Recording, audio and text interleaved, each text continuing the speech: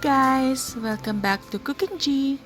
For today's recipe, magluluto tayo ng braised chicken in tomato sauce. For our ingredients, here is the list. You can also check our description box.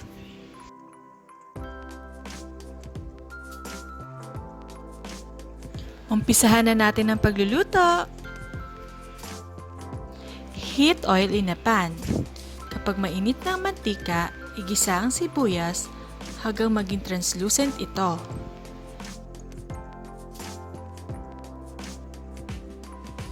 Pag okay ng sibuyas, ilagay na ang manok. Saute the chicken until color turns light brown.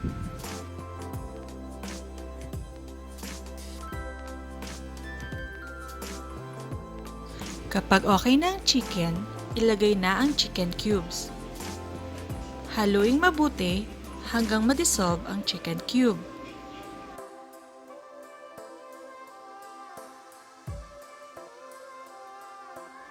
Now you can add the tomato sauce. At haluin ulit ito ng mabuti.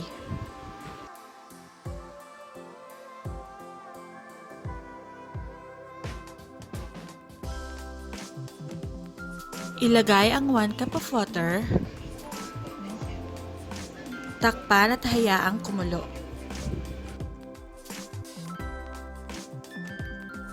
Kapag ito'y kumulo na, pwede na natin ilagay ang garlic powder, paminta, and dried thyme. Haluin mabuti.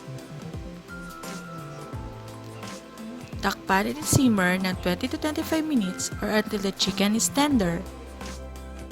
Pag malambot na ang manok, pwede na natin ilagay ang mushroom.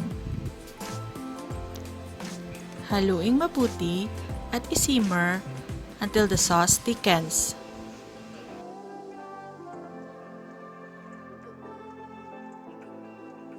Luto na! Serve and enjoy with your family and loved ones!